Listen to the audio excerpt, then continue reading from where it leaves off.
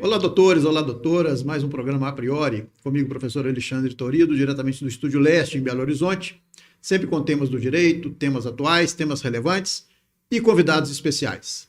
E hoje não vai ser diferente. Acompanhe conosco, está no ar A Priori.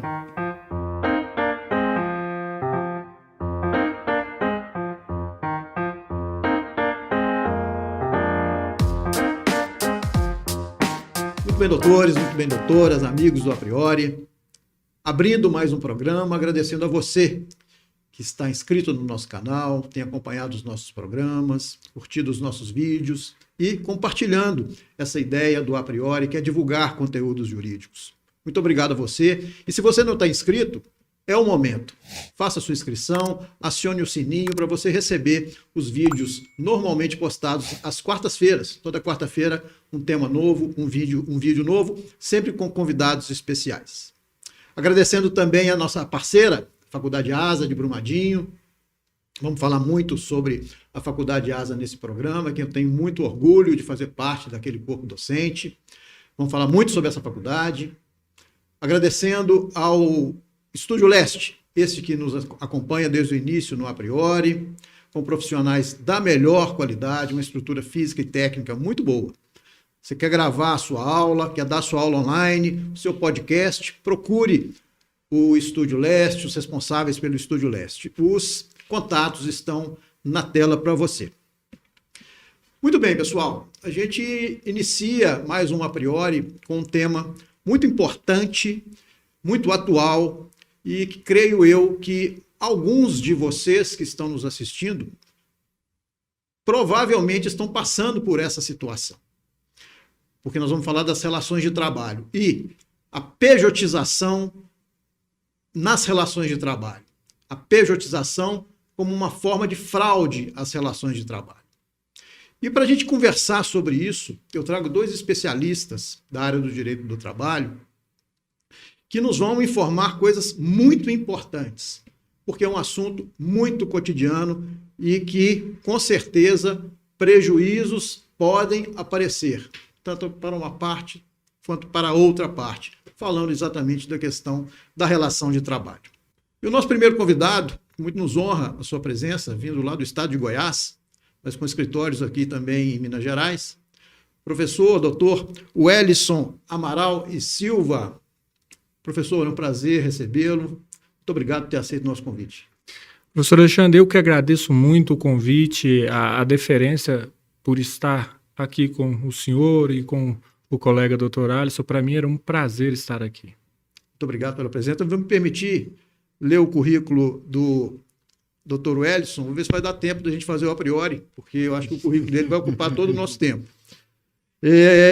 O professor Welison é advogado, especialista em Direito e Processo do Trabalho, pós-graduado pela FASAN e Amatra 18, pós-graduando em Advocacia Civil pela Embrap, diretor e presidente do Conselho Deliberativo da Associação Goiana de Advocacia Trabalhista, diretor da Escola Superior da Advocacia Trabalhista de Goiás, conselheiro da OAB de Goiás, juiz do Tribunal de Ética da OAB de Goiás e palestrante. Ou seja, todo o nosso curso do programa foi para a gente narrar aqui o currículo do professor Welison, que realmente nos honra muito pela presença. Muito obrigado. Eu que agradeço. Concorda comigo, professor Alisson, nosso segundo convidado, meu grande amigo? Não teria como ser diferente, né? Eu agradeço mais uma vez o convite do professor Torido. É uma honra estar aqui novamente nessa casa esta que está com uma roupagem nova e certamente ainda mais qualificada. E cabe aqui meus elogios ao Estúdio Leste. E agradeço a honra de estar também nesta banca com o professor Welison, certamente muito nos honra pela presença aqui em nosso estado, já se tornando um pouco já de mineiro, né? E espero que a gente possa aí aproveitar o ensejo para fazer discussões valorosas acerca do tema. Não tenho dúvida disso. E falar do professor Alisson, um dos professores que eu tenho como um dos professores mais bem educados no trato, tanto em sala de aula quanto fora de sala de aula. Ele é a mesma pessoa em sala e fora de sala de aula, né? Sempre um gentleman. e nos atende sempre aqui no A Priori, quando é convidado, sem a menor... não tenho constrangimento em elogiar o professor Alisson com relação à sua postura profissional e pessoal, que muito me honra ser seu colega lá na instituição. Pessoal, vamos conversar sobre a pejotização, né, nas relações de trabalho. E só para quem está nos assistindo, esse nome estranho, né, pejotização, né, o que significa pejotização? Que, a grosso modo, vem lá do PJ, pessoa jurídica, e a pejotização nas relações de trabalho nada mais é do que a transformação de uma pessoa física, do empregado, em uma pessoa jurídica. Professor, isso é possível? É possível, e é exatamente isso que a gente vai conversar aqui hoje. É possível, e a gente vai ver essa possibilidade, introduzindo um pouquinho da também possibilidade de existência de fraude nessa situação, né? Porque prejuízos podem, como eu disse no início, ocorrerem, né? Professor Wellison, é um tema importante, atual, e que é necessário a gente fazer uma introdução, principalmente com relação aos direitos do trabalhador, né? Eu acho importante a gente falar principalmente da questão da CLT, da sua origem, do que ela buscou com a sua origem lá, da era Vargas, né? Do presidente Getúlio Vargas. É importante a gente falar sobre isso inicialmente. Professor Alexandre, mais uma vez, muito obrigado pelo convite. Eu me sinto honrado aqui em poder debater com dois grandes professores, do qual eu já tenho grande estima. O senhor, eu já acompanho o seu canal, já vi diversos vídeos e vejo que o trabalho que o senhor tem oferecido aos seus internautas, ele consegue esclarecer muito ao ouvinte, a quem vê, porque isso leva o conhecimento a quem precisa saber dele. Eu preciso desses convidados desse nível para poder me ajudar. Por isso que eu estou aqui. Fico grato. É importante a gente fazer uma explanação sobre a criação da CLT. Porque a CLT, ela, em 1943, foi um marco de sua criação. Mas ela já vinha sendo pensada e já debatida e discutida antes de 1943. E o trabalho científico, ele nos faz ter o prazer de conhecer a história. E conhecendo, estudando sobre o histórico de criação da CLT, a gente percebe que a CLT ela foi criada com o intuito de proteger o trabalhador em desfavor do poder econômico, do poder patronal. Porque antes da CLT, as condições de trabalho eram inimagináveis para a época de hoje. O prejuízo ao trabalhador financeiro e até sua própria saúde eram imensos e gravíssimos. Então, a CLT ela foi criada para proteger o trabalhador, para equiparar essa balança entre o hipossuficiente trabalhador e o detentor do poder econômico, o capital. Na realidade, a CLT ela trouxe as questões sociais, né, muito arragadas dentro do seu conteúdo, né? E é interessante, professor Alisson, porque ela vem lá de 1943, da era Vargas, onde se vivia uma ditadura. Né? Uma ditadura um pouco diferente, porque, em que pese essa ditadura desse homem, o comandante, trouxe a CLT, né, em benefício do trabalhador. A nossa consolidação das leis do trabalho, ela é espelhada numa experiência de várias outras legislações trabalhistas, né, como é o costume. Notadamente nas legislações trabalhistas europeias ali, e ainda com mais relevância a italiana. Mas o que a gente percebe daquele momento histórico, né, não obstante estivéssemos diante de um modelo ditatorial, havia um interesse, uma preocupação, como muito bem destacado pelo Dr. Wellison, em salvaguardar uma parte que era e é hipossuficiente, né? Que, obviamente, a figura do trabalhador frente a todo o poderio econômico que decorre da figura do empregador. E aí, dentro dessa perspectiva, o que nós observamos quando retrocedemos no tempo é que, associado a esses direitos trabalhistas, que foram instituídos, inclusive muitos ou grande parte deles até hoje vigentes, né? Nós tínhamos uma posição estatal bastante intensa no que concerne aos movimentos operários e, notadamente, a estrutura sindical, que é uma marca característica do modelo ditatorial. Né? Então, se por um lado nós destacamos a ineditidade dessa legislação e o quanto ela atendia, né, às necessidades de mudança de um paradigma jurídico da época, por outro lado, nós não podemos esquecer que esse modelo veio acompanhado de uma forte interferência sindical, né, no âmbito sindical, do Estado no âmbito sindical, que só cessou com a Constituição de 88, onde nós tivemos, de fato, uma liberdade sindical ampla, né, e uma atuação dos sindicatos na elaboração de acordos e convenções coletivas, que são um instrumento muito importante de complementação e de especialização da legislação. É importante, professor Wellison, esses direitos advindos lá de 1943 com a CLT, respaldados com a Constituição de 88, mas acho que gera muita dúvida a questão do trabalhador autônomo e do empregado, né? Aqueles requisitos necessários para a caracterização de um vínculo empregatício. Eu dou aula de direito civil na área dos contratos e a gente tem uma aula sobre contrato de prestação de serviços em que muitos alunos têm dúvida com relação, mas é muito parecido com a relação de trabalho, com o vínculo trabalhista. Uma coisa é de natureza civil, outra coisa é de natureza trabalhista. Ponto. Mas, especificamente, já que eu também estou aprendendo com vocês aqui, qual que seriam os requisitos caracterizadores de uma efetiva relação de emprego para o cara ter a carteira assinada, né? Na realidade é isso que a gente está querendo dizer. Tem carteira assinada ou não tem carteira assinada? Qual que é a diferença?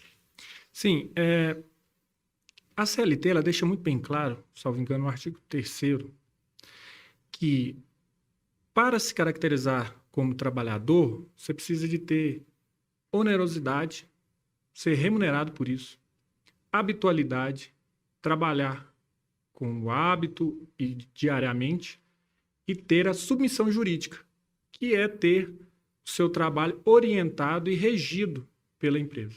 Então, esses são os básicos para que se possa caracterizar a relação de emprego. Então, o trabalhador autônomo é o contrário disso. Ele não tem a pessoalidade, que ele não tem a obrigação de estar presente da empresa ou de executar o trabalho, mas sim de entregar o trabalho pronto.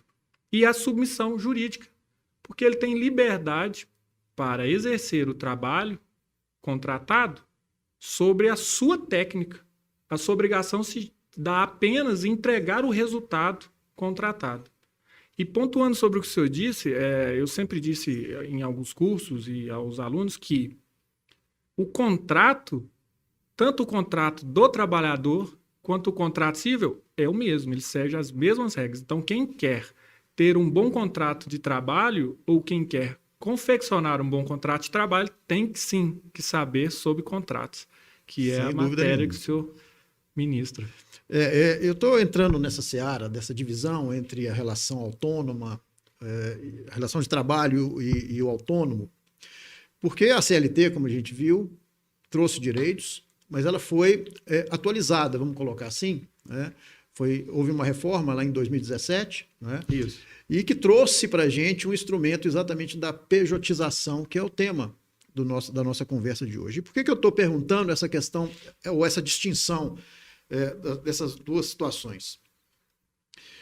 Porque a pejotização nada mais é do que a transformação de um empregado com todas as características de vínculo empregatício previstas lá no artigo 3º da CLT, sim, em uma pessoa jurídica.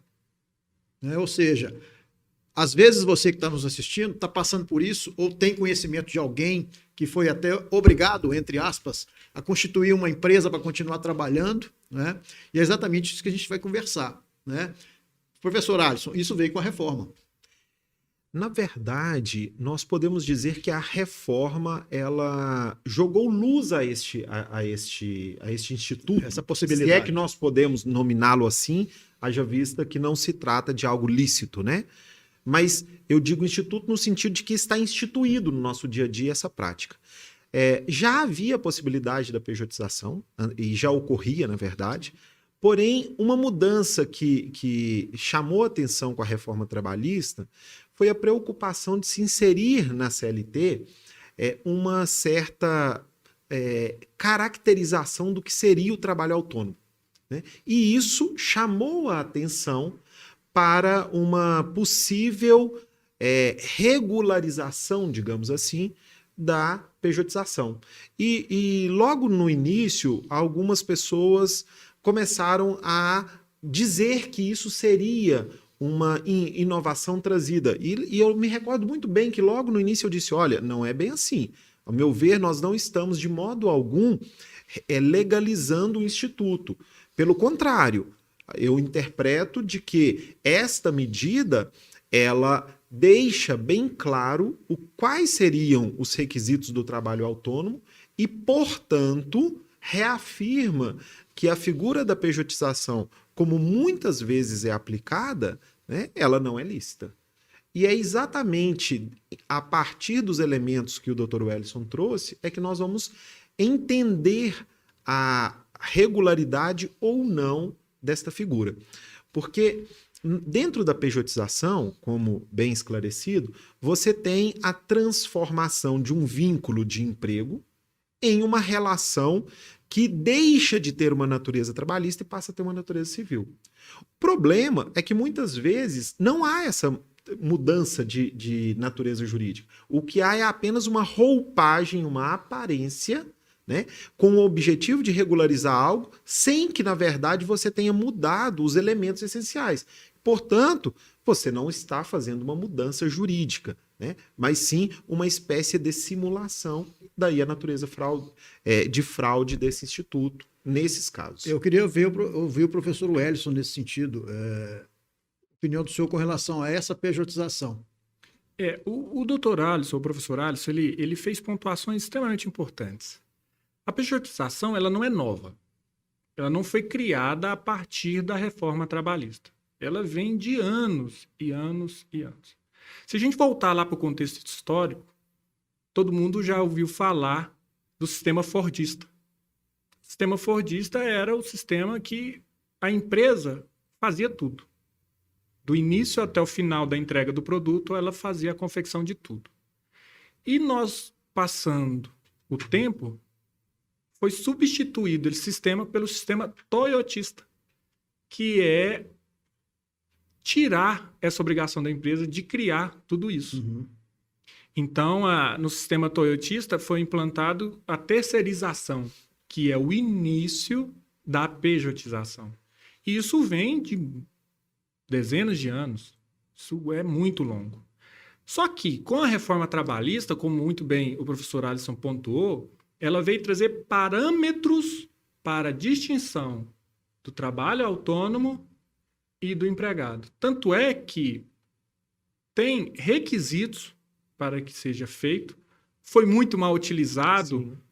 pelo capital depois da reforma, que era qual o requisito principal? Se você tem um funcionário e você vai transformar ele numa pessoa jurídica, você tem que aguardar um lapso temporal de 18 meses.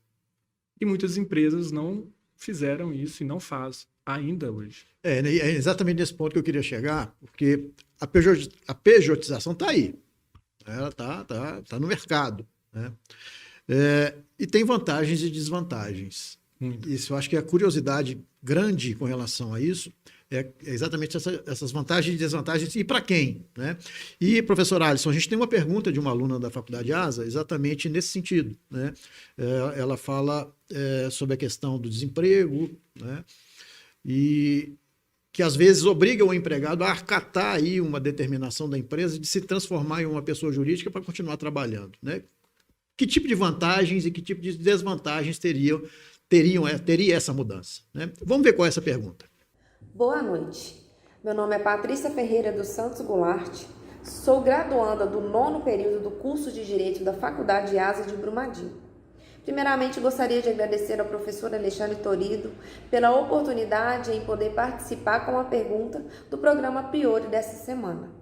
Gostaria de cumprimentar também aos convidados, ao professor e doutor Alisson. Te cumprimento, professor, em nome de todos os alunos do curso de Direito da Faculdade Asas de Brumadinho e, em especial, os alunos do 9º período. Cumprimento também ao doutor Wellison Amaral, esse grande profissional e especialista em Direito do Trabalho, porque eu tenho uma grande admiração. As mudanças e a crise econômica que estamos vivendo em nosso país fez com que aumentasse o desemprego e a informalidade. Então, tornou-se comum vermos em empresas trabalhadores travestidos de pessoas jurídicas, que são chamados os trabalhadores pejotizados. Então, eu gostaria de saber quais as vantagens e as desvantagens da pejotização para empregadores e empregados. Muito obrigada, boa noite e tenha um ótimo programa.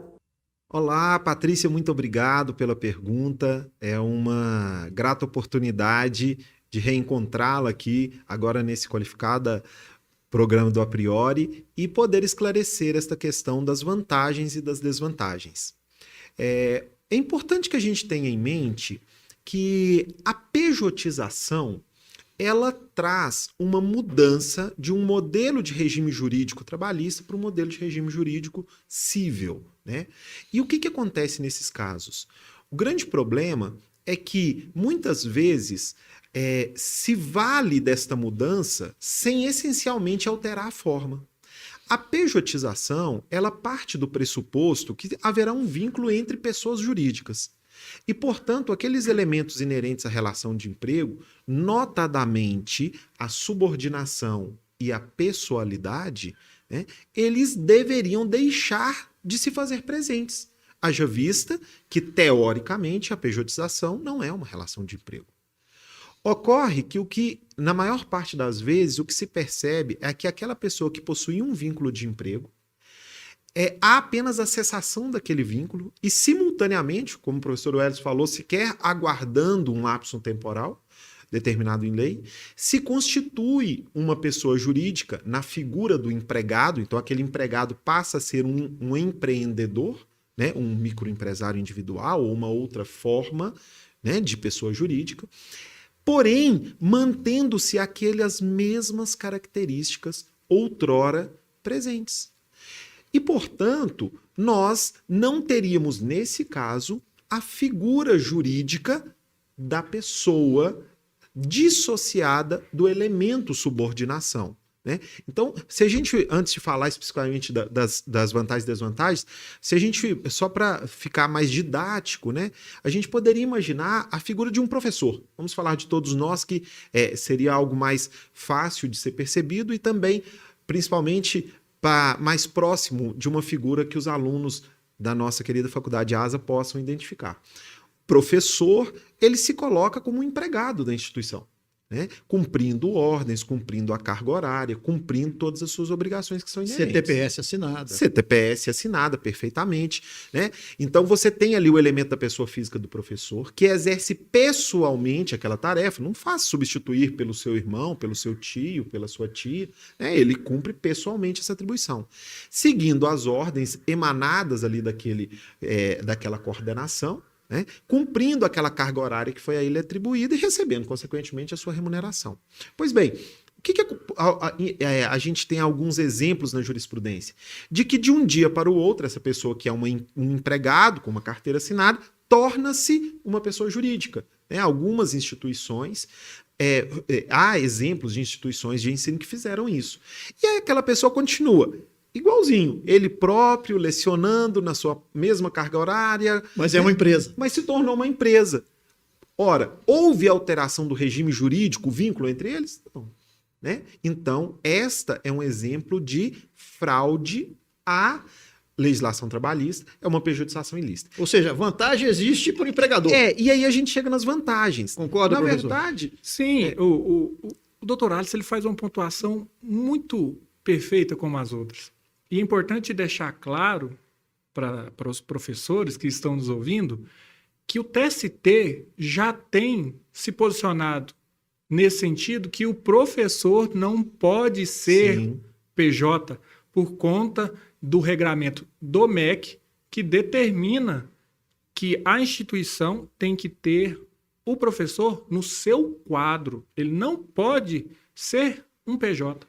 Então, o TST já vem se manifestando nesse sentido. É interessante, professor Alisson, que o senhor falou a questão da fraude, né? E eu queria entrar nessa seara, professor Alisson, da fraude, porque se há essa alteração, às vezes abrupta, da pessoa física se tornar uma pessoa jurídica prestando o mesmo serviço, ou seja, ela é a mesma, faz a mesma atividade, o mesmo trabalho, todos os dias, mas ela não é mais empregado. Ela é um prestador de serviço, né?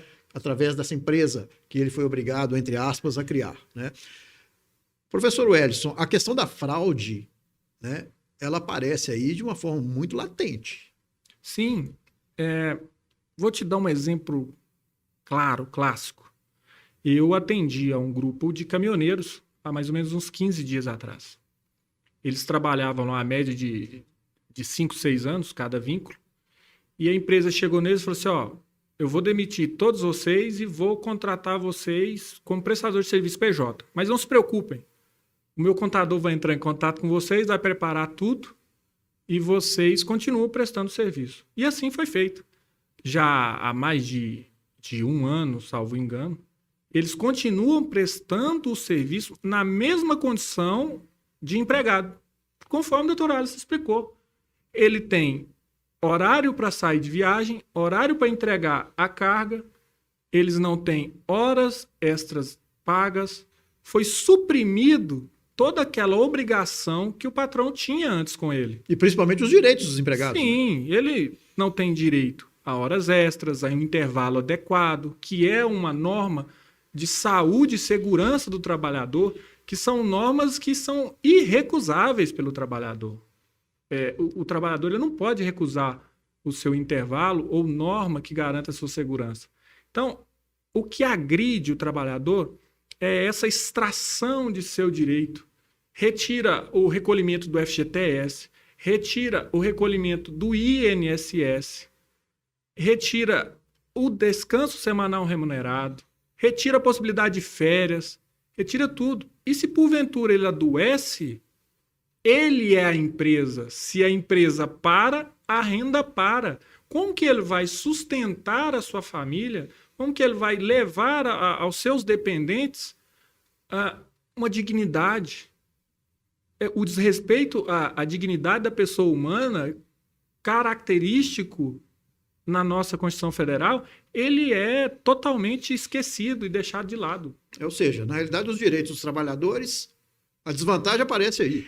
O que acontece? Eu queria só, professor Alisson, já que o senhor pegou a palavra, Claro. Essa questão da fraude. Tem muita empresa se aproveitando dessa situação, né, para exatamente diminuir a sua carga tributária, que é importante a gente falar sobre Sim. isso, né, em detrimento do próprio Estado. O que acontece? Quando você institui um sistema de pejotização, você suprime todos aqueles direitos trabalhistas clássicos, como já citado pelo nosso querido professor Wellington, no que concerne FGTS, férias, 13º, isso deixa de ser pago para aquela pessoa que se tornou uma PJ, né? Essa seria uma vantagem para o empregador. E aí a gente poderia perguntar, mas qual a vantagem para o trabalhador? Porque muitas vezes a pejotização é imposta, mas muitas vezes ela é consentida também, né? E qual é a aparente vantagem? Exatamente a citada por você, Torido, que seria a questão tributária. Os custos que são inseridos no regime trabalhista são realmente muito altos, tanto para o empregador quanto para o trabalhador, né? Para financiar a Seguridade Social. E aí, nesse momento, aparentemente, de fato, a pejotização pode significar uma vantagem, seja no que concerne a essas contribuições previdenciárias, seja no regime de tributação da pessoa jurídica e da pessoa física. Porque, a depender do salário, ele sai de faixas de 22, 27,5 e ele cai para faixas de 15, 10, a depender da estrutura jurídica instituída. Ou pode ser até menos que isso. Então, é uma aparente vantagem, né, para essa pessoa que era trabalhadora e se tornou uma PJ. Porém, ele deixa de considerar todos esses prejuízos que ele teve. É um entendimento um pouco equivocado, né? Porque o empregado, que já não é mais empregado, ele vai ter uma remuneração um pouco maior, mas em compensação, na hora de uma dispensa, na hora de uma rescisão do contrato, exato. todas aquelas verbas rescisórias inerentes à relação de trabalho, elas não vão deixar de existir. Enfermidades também, né, como citado. Sim, ele as deixa de instabilidades, ter os por isso. benefícios próprios de um segurado do INSS. Ou seja, senhores, é uma desvantagem para o empregado e uma vantagem para as empresas. E tem determinadas empresas, não estou generalizando, que têm utilizado isso exatamente em benefício, né? Mas o prejuízo grande do Estado com relação ao não recolhimento dos tributos relativos a essa relação, né? Que é muito importante. Professor Alisson, a Faculdade de Asa esse ano faz 20 anos, né? Nós estamos lá já há algum tempo, e eu queria conhecer um pouco o professor Alisson. Eu acho que muitos que estão nos vendo querem conhecer o professor Alisson com relação às disciplinas, ao tempo de docência lá na instituição. Professor Torido, quando cheguei à instituição, e isso já fazem 6 anos, eu fui muito bem recebido pelo senhor. Não sei se você se lembra, mas foi uma oportunidade que surgiu, que eu busquei a docência como um exercício mais do que de trabalho, mas de satisfação. E eu encontrei isso na Faculdade Asa. Nós temos o prazer de dizer que nós não temos colegas, nós temos amigos. Porque a nossa relação... Não tenha dúvida disso. A liberdade e o ambiente que a Faculdade Asa nos proporciona faz com que a gente crie laços de amizade e de ótimo relacionamento com os alunos também, né? É uma característica interessante. É muito próprio da nossa instituição. Essa natureza acolhedora, cuidadosa, né? E essa liberdade, como eu disse, que a instituição proporciona entre nós e entre os alunos, no sentido de realmente poder se preocupar com as necessidades, sim, claro, acadêmicas, mas também viabilizar um ambiente adequado para a aprendizagem, né? Então, hoje, eu tenho a grata satisfação de dizer que faço parte do corpo docente da Faculdade Asa, lecionando as disciplinas de Direito Trabalho 1 e Direito Processual do Trabalho. E quais períodos são? São o 7º e 9º períodos. 7º e 9º período. Já mais no finalzinho do curso, né? E sempre tenho tido uma oportunidade que é dada pela estrutura, pelas condições da biblioteca, né? E por todo o apoio que decorre da coordenação, da diretoria, de buscar fazer o trabalho da forma mais exitosa possível e com uma liberdade, né? No sentido de técnicas e metodologias que venham a engrandecer o processo de aprendizagem para além das aulas apenas, e trazendo elementos de caráter prático, né, que é tão caro aos alunos, né? Professor Alisson, um dos professores mais homenageados na instituição, a cada semestre, na cada colação de grau, está sempre presente lá como professor homenageado. Professor Wellison, o senhor conhece a estrutura da Faculdade Asa? Sim, conheço a estrutura, eu tenho grandes recomendações da faculdade, inclusive 2 de meus assistentes pessoais são originários da Faculdade Asa e são... Quem são? O Jefferson Wallace e a Patrícia. São 2 assistentes pessoais de competência ímpar, todos os 2, e eu acredito que essa competência deles é devido à instituição de ensino e ao professor Alisson, que também deve ter sido ou é professor de algum deles. É um orgulho para nós, né? Temos 2 alunos citados por um profissional dessa qualidade já prestando serviço em favor dele.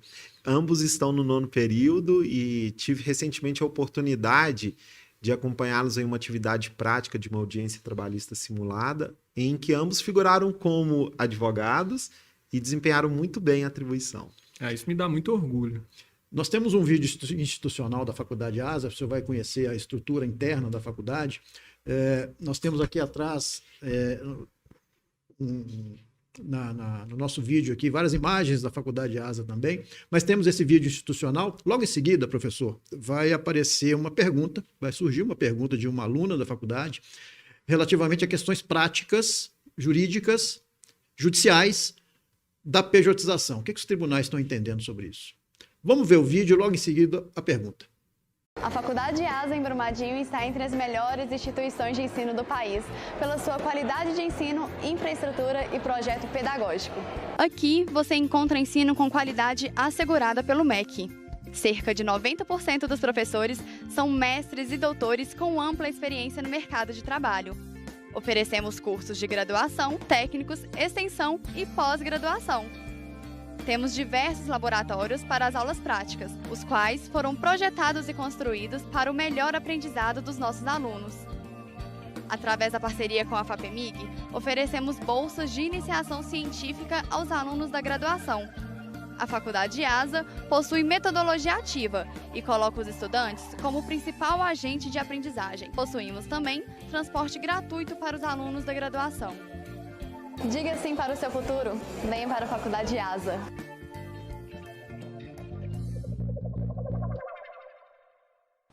Olá a todos, o meu nome é Kelly Dias, eu estou no 7º período do curso de Direito na Faculdade ASA de Brumadinho e eu gostaria muito de agradecer ao professor Alexandre Torido, a qual eu tenho muita consideração e carinho, pelo rico convite, de participar do programa A Priori, um programa que tanto tem nos acrescido.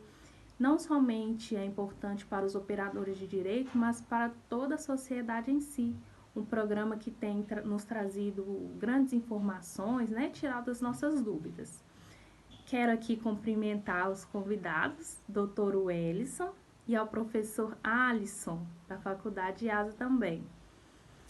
Então, eu acredito que pela complexidade do tema e pela importância, as dúvidas são eminentes.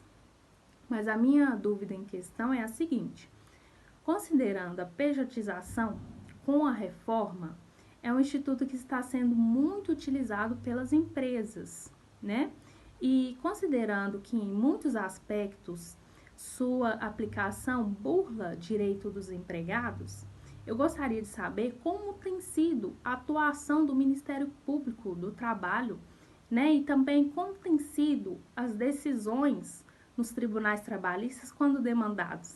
Desde já, eu agradeço. Forte abraço para todos vocês. Fiquem com Deus.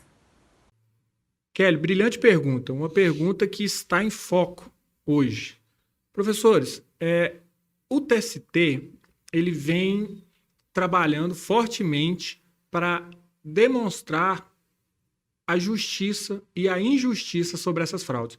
Tem uma decisão muito famosa sobre a pejotização que foi feita através do Sindicato das Trabalhadoras em Salões de Beleza, que deixa claro essa questão da fraude na pejotização. E hoje nós estamos no mês que o Ministério Público do Trabalho da 18ª Região faz uma campanha para levar à população conhecimento dessa fraude e quem tiver conhecimento possa fazer a denúncia nos canais do Ministério Público do Trabalho.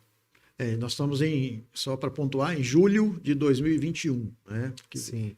como fica aí no canal do YouTube o programa, só para pontuar a atuação do MP com relação à pejotização dentro desse tempo que a gente vive hoje, Professor Alisson, dentro disso que o professor respondeu, os tribunais do trabalho, eles têm sido unânimes, eles têm sido parciais. Como é que têm sido as decisões dos tribunais? De um modo geral, a jurisprudência é bem firme em entender que nos casos em que se constitui uma pessoa jurídica, mas se mantém os elementos próprios da relação de emprego, os tribunais têm sido uníssonos em reconhecer o vínculo de emprego, determinar ao empregador o cumprimento das obrigações de registro em CTPS e demais obrigações que decorrem deste vínculo, o pagamento de todas as verbas trabalhistas devidas neste caso e, inclusive, muitas vezes oficiando os órgãos para que se apure responsabilidades de natureza tributária e criminal.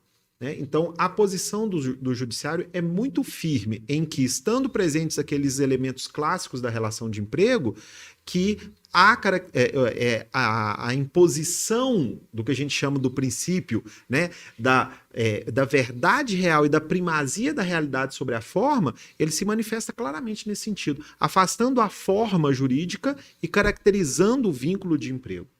E é importante citar, professores, aqui no Tribunal da Terceira Região tem inúmeras decisões e decisões muito bem fundamentadas. O tribunal daqui ele tem se colocado adiante disso de uma forma técnica e profunda que tem garantido isso aos jurisdicionados. As decisões são nesse sentido da caracterização da efetiva fraude? Sim. Em sua grande maioria, sim. Porque, na realidade, é importante a gente pontuar que a gente não está fazendo apologia aqui a não aceitação da pejotização, né? Como Isso o professor mesmo. Alisson já colocou em alguma das falas dele, tem empregado que aceita, né? E faz o acordo e aceita essa alteração, vai ter um benefício remuneratório interessante. A gente não está dizendo que não possa fazer, né? A gente está pontuando aqui situações específicas, principalmente com relação à fraude, contra os direitos dos trabalhadores, né? Que bula direito dos trabalhadores, e algumas empresas que se aproveitam disso para poder também restringir a sua capacidade tributária. Então a gente não está fazendo apologia a não poder, nós estamos pontuando aquilo que pode ser prejudicial, ou seja, tem que se analisar efetivamente no momento de uma aceitação dessa alteração, que ela é muito rigorosa. O que eu acho que assim, a gente pode extrair de todo esse diálogo que nós tivemos aqui é entender que não há impedimentos legais, jurídicos, para que uma pessoa que seja trabalhadora resolva deixar de atuar como empregado e constituir uma pessoa jurídica e passar a exercer, aí sim, um negócio, né? Não há nenhum impedimento para isso. Ele vai mudar a sua natureza, o seu vínculo, né? Agora, o que nós não podemos admitir e o que não é admitido no judiciário é que se pretenda manter exatamente aqueles elementos da relação de emprego, porém dando uma roupagem diversa a esse vínculo com interesses de cunho tributário, quando na verdade não se muda essencialmente, né? Então, se eu tenho uma relação entre pessoas jurídicas, não pode haver exigência de uma relação personalíssima, né? Muito menos uma subordinação aos moldes da relação de emprego. E aí, infelizmente, isso que a gente vê muito. E o que a gente precisa destacar, como bem o senhor fez, é que o Instituto ele está lá na lei. Ele pode ser usado, ele tem função social legal, mas ele tem que ser usado corretamente. Exato. Ele tem que ser operado de forma correta. E o que nós fizemos aqui é destacar a forma da utilização e as consequências da não utilização dessas formas adequadas. O como usar, Isso. né? Sempre deve ser uma situação bem paritária. Um exemplo rápido aqui que a gente poderia dar de desvirtualização é também a terceirização. Claro que a gente não pode entrar aqui nesse assunto porque demandaria um outro programa, Sem dúvida. Mas a terceirização também é um instituto jurídico lícito, mas que muitas vezes se utiliza dele para finalidades que são contrárias à figura da terceirização, né? É o que também muitas vezes acontece com a pejotização. É um tema muito instigante, né? Muito interessante, e como eu disse no início, pode ser que muita gente que está nos assistindo esteja passando por essa situação, Certamente. ou está pensando nessa situação, né? Verdade. E só que infelizmente o nosso tempo se esgotou. Foi uma honra para recebê-los. Professor Ellison, me falaram muito bem do senhor, mas falaram pouco. Estou tendo aqui uma perspectiva muito melhor. Parabéns pela sua participação. Muito obrigado por ter aceito a priori. Eu agradeço muito o convite. Eu retomo o que eu disse anteriormente. Estou muito grato, lisonjeado por estar na presença de dois grandes professores. E falar sobre direito do trabalho, para mim, é uma honra, é uma paixão particular. Então, fico aqui agradecido e sempre à disposição. Quando o senhor precisar de qualquer debate, estaremos aqui para contribuir o que puder. Eu falei que o senhor veio de Goiás, né? e está se tornando mineiro, porque quem vem a Minas Gerais não esquece jamais, né? Aquela musiquinha, Nunca mais. né? E o professor está com também escritórios aqui na comarca de Betim e também de Brumadinho, exercendo aí a atividade do direito do trabalho. Não é isso? Nunca mais se esquece Minas Gerais. Muito obrigado pela sua presença. Eu agradeço. Professor Alisson, mais uma vez é um prazer sempre estar com o senhor, sempre aprazível, como sempre, né? E muito obrigado. Grande amigo Torido, eu que agradeço pelo convite e faço mais uma vez homenagens à sua pessoa, não só pela excelência da condução dos trabalhos, dos debates, sempre trazendo temas valorosos para a aprendizagem e o crescimento, né, de todos nós, em termos de conhecimento, mas também pela oportunidade de estarmos juntos, né, nesses momentos difíceis pelos quais passamos, nessa contextualização de momento. É sempre bom ter a oportunidade de reencontrá-lo. E agradeço mais uma vez pelo convite de estar aqui nesse momento, que muito me honra, notadamente na presença do Dr. Wellison, e me coloco à disposição para, em outras oportunidades, caso entenda que seja útil, a minha presença estará sempre aberta aí diante de um eventual convite. Sempre é útil e eu agradeço mais uma vez a presença de vocês. Pessoal, chegamos ao final de mais um A Priori, um tema interessante. Esse tema foi sugerido por uma aluna da Faculdade ASA e teve como base um artigo do professor Wellison sobre a pejotização, a fraude nas relações de trabalho, e agradeço a sugestão da nossa aluna. Cumprimento também os alunos Patrícia e Kelly pelas perguntas nesse programa A Priori, e agradeço a você que tem participado através das suas inscrições, compartilhando os vídeos. Muita coisa boa vai vir pela frente. Acompanhe o A Priori, compartilhe. Você tem essa responsabilidade também de compartilhar esses conteúdos, mostrar esses conteúdos para quem tem necessidade de conhecimento. E conhecimento nunca é pouco, né? Então ficou aí, pejotização. Vamos pensar nisso. Fica a dica, fica aí os esclarecimentos desses competentes profissionais. Faculdade ASA, invista no seu futuro. Um grande abraço, até a próxima.